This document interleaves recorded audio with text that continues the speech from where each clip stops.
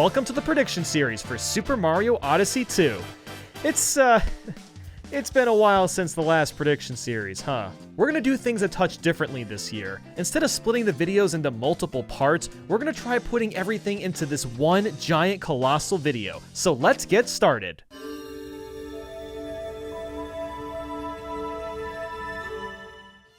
One of the biggest parts of a Mario game is the places you go to, or the kingdoms as Mario Odyssey calls them.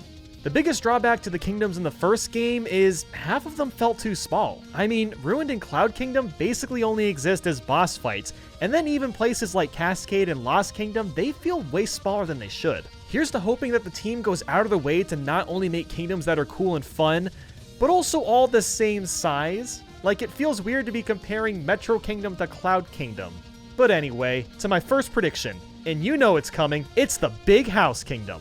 Now hear me out, a Big House Kingdom would be really cool and always will be because of how many places there are to explore and how neat it would be to be able to interact with everyday objects while being so small. Let's start with the kitchen. There's so many possibilities here. Let's just say that the sink is really dirty and filled with grimy water, and the goal is to get a power moon by draining the sink. So what you have to do is dive into the sink and pull out the plug, but the challenge here is there's loads of dishes in the way. So not only do you have to navigate around that, but you have to avoid any sharp objects like, I don't know, a steak knife, which could damage you. You could almost turn this into some sort of little maze. And using Cappy, you just capture the plug and then pull yourself out to remove the water. Or they could take this idea by going into the piping under the sink, where you have to swim down to the bottom of the drain and then you're transported to some sort of mash of an underground/under a house segment. And when you're down there, well, maybe the issue is that there's a bug problem in the house, so you have to go underneath and defeat, I don't know, some nasty cockroach or something.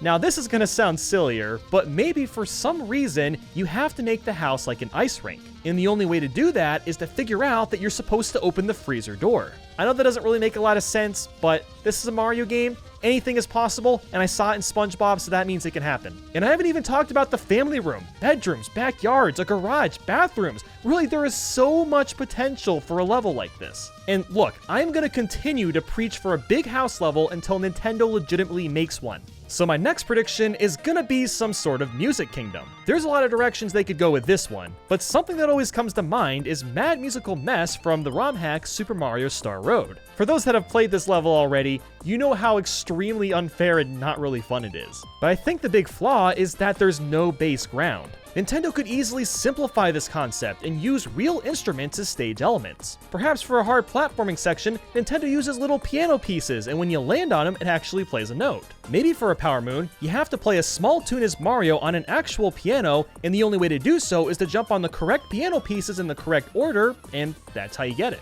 Or how about the usage of drums? We've actually already seen this in Mario Galaxy where they're used to bounce off of, so it'd be pretty cool to see that again. Now here's an idea for a boss. Let's say that you're trapped on some sort of xylophone, and the way he's attacking you is smacking mallets all over the place while also playing music to the song in the background. And the way to beat him is maybe you have to climb up his arm and then attack his head. Or even crazier, use Cappy to capture the mallet when he lets go of it under some circumstance, and then you fling yourself at the boss and that's how you hit him. But let's go back to reality. Nintendo is probably going to stick with their usual grass, beach, water, and lava type of worlds. But perhaps they could try meshing those themes together to try to make something more fresh. As an example, how about some sort of beach city kingdom? Half of it's a beach, the other half's a city. Maybe you have to defeat a boss that's trying to cause a hurricane and ruin the whole kingdom, so you have to transform into some sort of surfboard, then ride around the waves, get around all his obstacles, and then attack the core somehow. And hey, if Nintendo wanted to recycle content, they could easily bring back that volleyball game and put it on the beach. Although, I don't know anybody that would want to play that 100 rally again because, maybe there's a Power Moon where you have to climb up someone's sandcastle. And the challenge here is you can't wall jump too many times because the more you do it, the more you'll weaken the entire structure, and eventually it could collapse if you're not careful. And I haven't even brought up the city portion of this level, which personally I always found Metro Kingdom to be the best one of the bunch, so this would be a really fun spin to that idea. So next we have the Pirate Ship Kingdom. This idea spawned from when I played the Seal the Deal DLC from A Hat in Time, because in that DLC, you actually have levels where you're on this really giant ship, and it's really fun. It was great because there was so much diversity in all the rooms, and being able to explore the entire ship from the bottom, the very top, the sides, It's really awesome. With that in mind, Nintendo sure loves to use their airship in levels, especially with the 2D games. So maybe they can make the airship really giant and, well, admittedly add a bit more life on board and not make it all look the same. Doing that could be a pretty solid kingdom. And it's not like Nintendo can't make cool ship levels. I mean, look at Daisy Cruiser for crying out loud. And the boss could be some sort of octopus. Heck, maybe the one from the first game. But now the boss pokes holes in your ship, so not only do you have to patch them, but you also have to defeat them. And how else would you do that? Well, you're on an airship, so obviously you'd capture a bonsai bill or maybe a cannonball and attack him that way. Now here's a kingdom that's pretty likely to happen, and that is Delfino Plaza. We already know from the first game that the map screen used to show that specific island, so at some point, Delfino Plaza must have already been in development. Or it was just an Easter egg, whatever the case. What's really special about Delfino Plaza is how interconnected it is with all the other levels in Mario Sunshine. This idea could be utilized to some degree. Maybe you could actually travel in real time to places like Pinna Park or Rico Harbor to get a few moons. Now, this would be a load of work on Nintendo's end, but they're all about bringing magic to their games, and this would be the perfect way to do that. And the plaza is already a very rich location with tons of interesting buildings to see, boats to ride on, and you can even go underground. Of all the kingdoms I talk about today, this one is the most likely.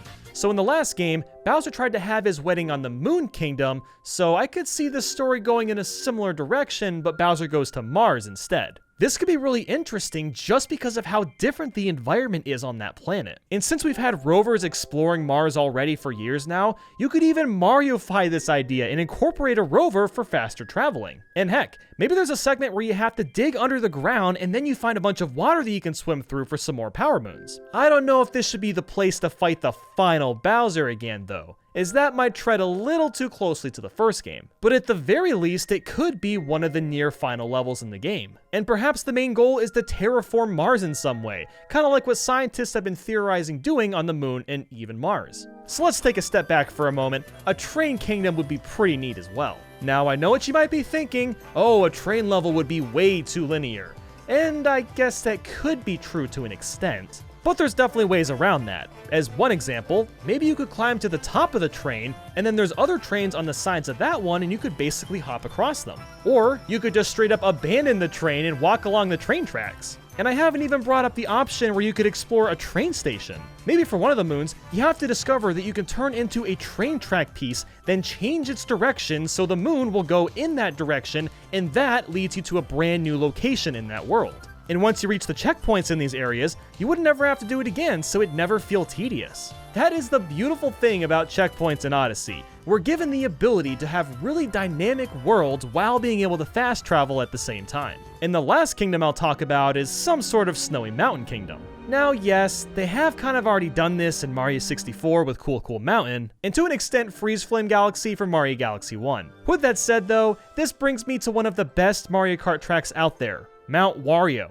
I mean, that track starts you on this ice road, then you go into this giant cave, and then you're in a water dam. Do you see where I'm going with this? Imagine how cool it would be to have a kingdom to a similar scope of Mount Wario in Mario Odyssey. And if they want to bring some fun nods back from the classic games, they could add a slide level inside the mountain, or even one that circles around the outside of the mountain too, so you can check it all out from far away. So those are my predictions for kingdoms. Who knows how crazy Nintendo's gonna get with this game, but considering this is one of the fastest selling 3D Mario games out there, I hope they go out of their way to make some pretty ambitious kingdoms this time. And let's also hope that the level design is a little bit trickier too. A common complaint has been a lack of challenge within the levels themselves, so some form of a difficulty progression would be nice.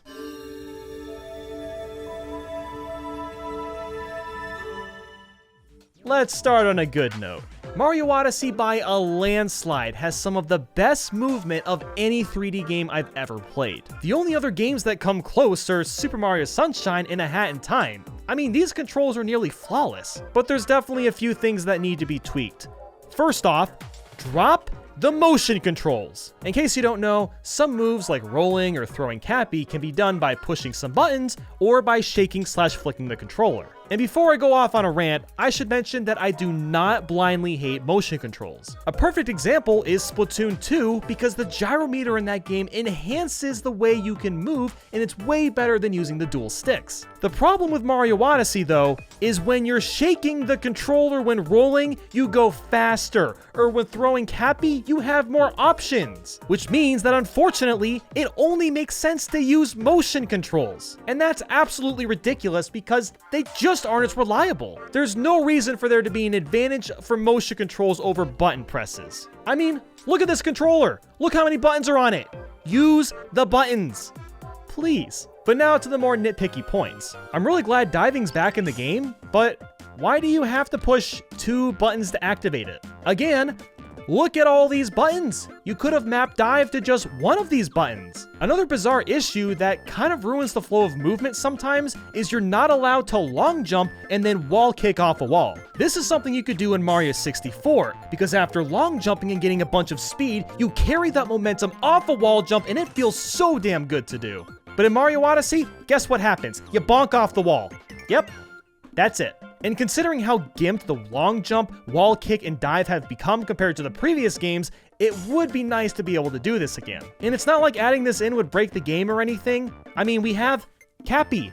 Yeah, this little guy, he breaks the game. He's the reason it's super fun. All I'm saying is let's just make the movement a little bit smoother. And that's really all I have to say about the controls. Just a few small tweaks here and there to make Mario's movement even better. At the very least, I think Nintendo has seen the complaints of the motion controls, and there's going to be some sort of way to turn them off and be able to use the faster motion control inputs with buttons.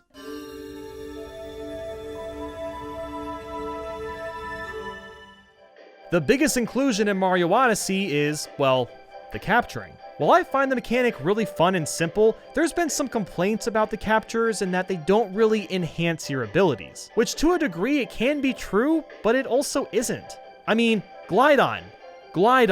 I personally don't think these captures should all be seen as power-ups anyway. I don't see any problem with captures having a range of diversity with how useful they are. I mean, if you can capture a tree, what else are you going to do besides hop around? Anyway though, let's go ahead and predict some captures that we could see in the sequel. And the first one, of course, has to be Flood. If there is a Delfino Plaza Kingdom, then being able to capture the Flood Pack and use that would be perfect. Now it'd be a little weird walking around with this thing without Mario wearing the pack, but they could make it work. Or I guess Mario could still wear it like he used to, but then it wouldn't even look like a capture, and that would defeat the whole purpose of captures, and I don't know how they would make it work, but yeah, a Flood Pack, the ability to use Flood Pack again would be fantastic. Another good example is a surfboard or snowboard. I did briefly mention the surfboard earlier, but these would be a really new way to travel and could be a fun way to change up the pace. Now I'm going to list off some Mario enemies that I think make a lot of sense to be capturable. Something as simple as a Boo would work. Perhaps if there was a Ghost House Kingdom, you'd have to use Boo to go through walls to get around. So yeah, it basically functions the same as it does in Mario Galaxy. Then there's the Bruisers. These guys have only been seen in games a few times, but being able to run around with their giant boxing gloves and punch through tough walls, that'll be so sick. Now in Mario Odyssey 1, you could capture Fire and Hammer Bros, which was a really great addition. They'll probably take the extra step this time and let us capture Ice, Boomerang, and Sumo Bros as well. Or what about the Scaredy Rats? These would be great with the Big House Kingdom. Maybe Mario has to get a moon by capturing one of these rats and stealthily blend in and take out the big mama rat that's been hiding underneath the floorboards. I'm telling you, Big House Kingdom is going to happen one day. Now another great enemy would be Spike. Being able to puke out spikes and throw them at enemies would be so cool. And they could even be used for small puzzles. You know, some Mario games you have to step on multiple switches at once? Well, maybe you have to use a spike, puke it out, set it down on one switch, then Mario goes to the other switch to open a door to get a power moon, something like that. And also, if we could turn into Bowser before, why not Kamek as well? Heck, maybe that's the only way to defeat Bowser in the sequel. Let's say that Bowser is so powerful in this game that Mario's only option is to capture Kamek, his greatest ally, and use his powers against him. And yes, I know, that sounds too interesting to be true, but I'm gonna predict it anyway. An Ant Trooper would also be pretty cool, considering you can climb walls with him. While you'd move really slowly, being able to climb for as long as you want would be pretty useful. Now in the first Mario Odyssey, you could transform into Chain Chomps and fling yourself around to break rocks. So if we can do that, why not be a Chomp Ball as well? Now these would really only work well in specific auto sections, but think about it, you would be indestructible, and the biggest obstacle is that Chomp Ball doesn't stop moving and all you can really do is turn, and I think it'd be pretty cool. And that is just a handful of enemies. There is so many that Nintendo could pick from that would make really great captures. Now of course there are other captures like trees, cactus, lava balls, and things like that. I don't think there's much of a reason to predict these things simply because there's just not much value in them compared to what I was talking about before. It's not that I don't want to see these things, like I said, but when you don't even know what the kingdoms are, it's virtually impossible. But of course, I do still want to see these smaller captures in the game.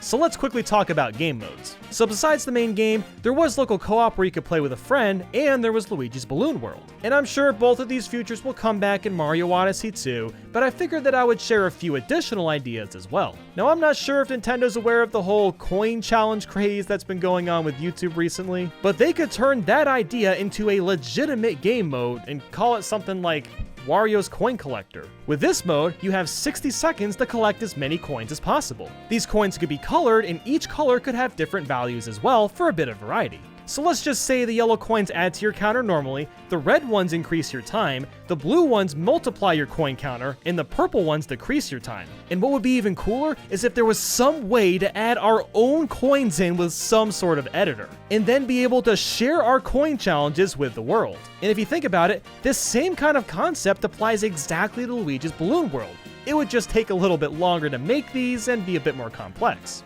One more mode that I know they're probably not going to add, but it would be nice, is some sort of online co-op. And when I say online co-op, I mean only with people on your friends list. Strangers, that would get way too messy. Even if it's still as simple as one player plays as Mario and the other Cappy, it would be really cool to finally be able to play a 3D Mario game with someone from far away. And if they really want to take that big step, then adding true co-op where one player is Mario and the other is Luigi would be a dream. But that's all it is. It's just a dream. It's not going to happen. Now, real quickly, there's a few quality of life improvements that I think are going to get fixed or should get fixed. The biggest one being is to make all the moons available from the start. Having moon requirements is fine, but there should still be the option for someone that wants to stay in the kingdom that they're in and get every single moon before they go to the next kingdom. There's no reason that can't be an option. The idea of limiting such a large amount of moons in an open world game is almost backwards thinking. Because in a way, you're kind of being punished for exploring since everything isn't there from the get-go. Why bother exploring if there's going to be new moons later on? Now, this doesn't personally offend me, but I've seen a lot of people get pretty upset with this. In fact, a few friends of mine have been completely turned off by this game just for that reason alone. Another small thing I would add is some sort of transparent sub-menu that shows your entire moon list. This is something that you should be able to pull up on the fly without having to pause the game. And I think this is important simply for the flow of playing, because having to constantly pause and check your list to see what you have and haven't gotten, that gets really tiring after a while. And while we're on the topic of moons, there needs to be way less of them. Now, I personally found it really enjoyable finding all the moons on my first playthrough, but now that I've gone back a few times, I've started to notice that there really are a lot of moons that are kind of just copy and pasted from kingdom to kingdom. And while I don't mind missions being repeated, it's like that in a lot of 3D Mario games, in Mario Odyssey, they go way too far with it for some things. Like, why do I have to plant like 50,000 seeds? I can understand like 2 or 3, but seriously, it's over 10. So I'm gonna predict that they're gonna focus on less moons, but give us more creative ones instead.